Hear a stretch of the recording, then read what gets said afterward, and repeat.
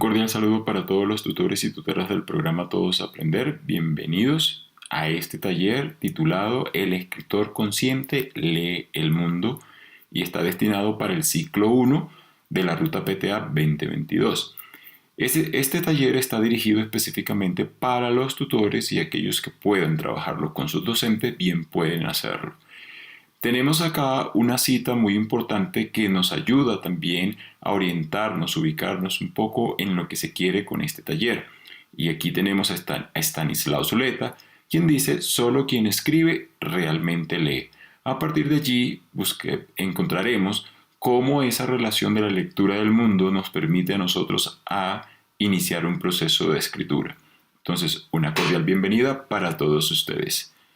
Tenemos un objetivo general y dos objetivos específicos. El general es motivar la toma de conciencia sobre la importancia de la producción textual de los participantes a través de la lectura crítica.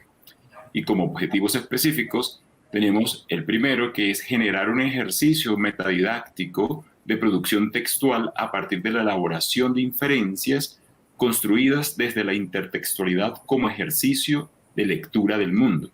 Y el segundo sería producir el borrador de un texto cuya intención sea unir el proceso de lectura inferencial con la producción textual.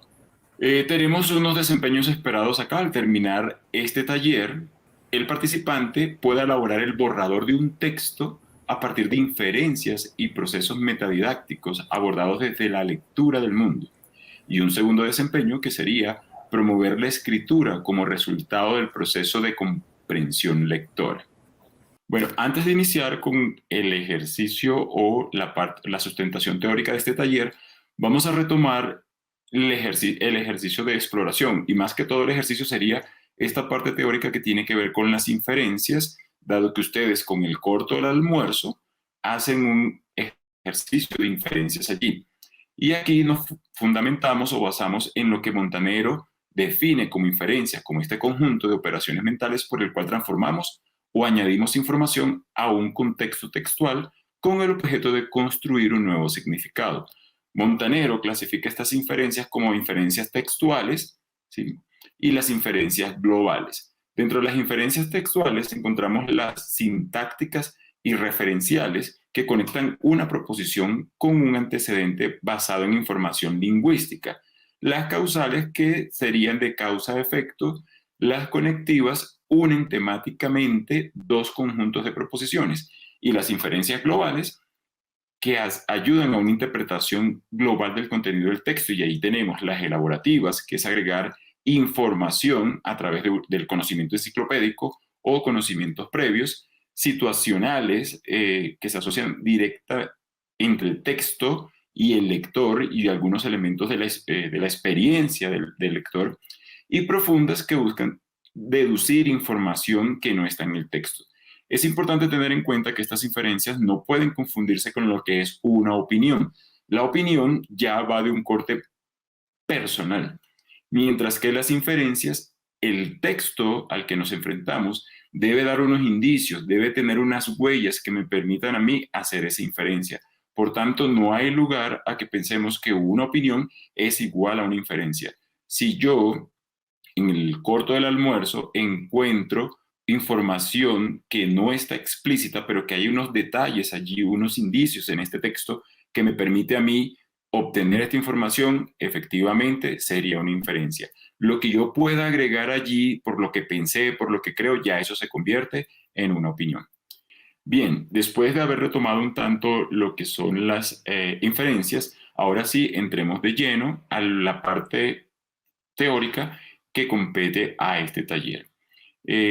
Teniendo en cuenta que buscamos una relación entre la lectura y la escritura, nos fundamentamos en los lineamientos curriculares de lengua castellana como parte fundamental de este sustento teórico. Y aquí vemos que el acto de leer se entenderá como un proceso significativo y semiótico cultural e históricamente situado. Esto quiere decir que para poder tener un significado de este acto de leer, nosotros debemos situarnos en un contexto que nos permite tener mayor información de esta lectura que estamos haciendo. Luego, en los estándares básicos de competencia, encontramos esta relación de comprensión y producción, que suponen unas actividades cognitivas que nos permiten hacer abstracción, el análisis, la síntesis, la inferencia, la inducción y la deducción. Estos procesos mentales a la larga nos permiten a nosotros ubicarnos en un contexto sociocultural y allí podemos de manera individual tener una relación en esa comprensión que estamos haciendo de un determinado texto y que nos invita también a una producción. Luego encontramos acá una cita de Blanche y Santiesteban que nos permite a nosotros relacionar esa competencia lingüística que puede tener un individuo y cómo esa competencia lingüística va creciendo a medida que el individuo se va desarrollando dentro de un contexto. Esto quiere decir que a medida que van apareciendo los verbos, adverbios, adjetivos y nombres, permiten que todas estas locuciones confluyan en la construcción de una competencia comunicativa enmarcada en un contexto, que luego lleva a una riqueza lingüística al momento de tener una producción que usamos en las descripciones, en las explicaciones y en las narraciones de la cotidianidad o de algunos eventos que están enmarcados dentro de un entorno sociocultural. Allí también Blanche y Santiesteban nos dicen que esta riqueza lingüística y competencia lingüística que luego nosotros tenemos en el marco de un contexto sociocultural nos permite también ir usando esa historia personal que hace parte de la historia global y que vamos construyendo como sociedad. Es así que en la riqueza que hallamos de la competencia lingüística, la competencia comunicativa y cómo construimos nuestra propia historia, se construye la historia de un contexto que luego sirve para ser reconocida tanto de manera individual como familiar y grupal. Acá encontramos una relación y retomamos esta fuente de Scardamalia y Beracter que ya se tomó en uno de los talleres anteriores y hablamos acá de lo que sería decir el conocimiento para llegar a transformar el conocimiento. Cuando nos referimos a decir el conocimiento, eso es todo aquello que sucede en nuestra mente, cómo estos conocimientos previos, las huellas, indicios sobre la tarea, esa reconstrucción mental del tema, elementos que se recrean el tema, elementos estructurales básicos del género, es lo que sucede en nuestra mente cuando estamos pensando en construir un texto. Luego de hacer este proceso, pasamos a transformar el conocimiento. Y acá nos encontramos con la solución de un problema. Y ahí nos acogemos a creencias, deducciones, hipótesis, espacio del contenido, espacio retórico, múltiples representaciones para luego llegar al texto. Entonces, en Escardamalia es de pasar de decir el conocimiento a transformar el conocimiento. Lo que sucede en nuestra mente antes de poder producir ese texto y cómo vamos aterrizando o plasmando estas líneas dentro de un texto a propósito de todo este proceso cognitivo que hacemos. Bien, acá encontramos una tabla del proceso escritor. Esta tabla fue tomada de teorías y modelos de producción de textos en la enseñanza y el aprendizaje de la escritura de Álvarez Angulo y Ramírez Bravo del grupo Didactex en el 2003. Este cuadro tuvo una adaptación que se quisieron los autores de este taller, que son Marta Caro, Blanca Correa, Rodolfo Noriega y Marta Serna. Entonces, esta tabla originalmente aparece con 3 fases en el proceso de escritura, que es acceso al conocimiento, leer el mundo, la planificación, que es leer para saber, luego viene la textualización y luego viene la revisión, que serían las 2 últimas fases. El cuadro original viene con estrategias cognitivas, estrategias metacognitivas. ¿Qué hizo el grupo que hizo la adaptación? Incluyó las estrategias metadidácticas y las estrategias de creación. Aquí encontramos que en esta primera fase, que es acceso al conocimiento, leer el mundo, dentro de las estrategias cognitivas aparece buscar ideas para los tópicos, rastrear información en la memoria, en conocimientos previos y en las fuentes documentales, identificar al público y definir la intención, recordar planes, modelos, guías para redactar. Pasamos en esta primera fase, que sería estrategia metacognitiva, reflexionar sobre el proceso de escritura, examinar factores ambientales del contexto, evaluar estrategias para adquirir sentido y recordarlo, analizar variables. Pasamos a las estrategias metadidácticas, comprender que el factor de competencia se busca desarrollar, conversar con los estudiantes sobre el tema de escritura, énfasis en intereses, conocimientos previos de los estudiantes, definir la tarea de escritura, trabajar con los estudiantes el problema retórico y precisar conocimientos clave. Las estrategias de creación, que sería la planeación, adecuación, recursos lingüísticos. Toda esta primera parte que aparece acá en el acceso al conocimiento de leer el mundo es lo que sucede en nuestra mente antes de llegar al texto, ¿no? Nos encontramos en todo lo que nosotros buscamos en nuestra mente, en nuestro cerebro, relacionado a ese tema que nosotros queremos desarrollar en una hoja en blanco, atendiendo que enfrentarse a la hoja en blanco no es únicamente recibirla y comenzar a redactar. Viene un proceso anterior y que envuelve estas estrategias cognitivas, metacognitivas, incluso metadidácticas cuando hablamos del ejercicio en el aula, y las estrategias de creación que efectivamente van acompañadas a lo que se puede hacer en el aula. Y esto sucede, de esta primera fase, esto sucede en nuestra mente.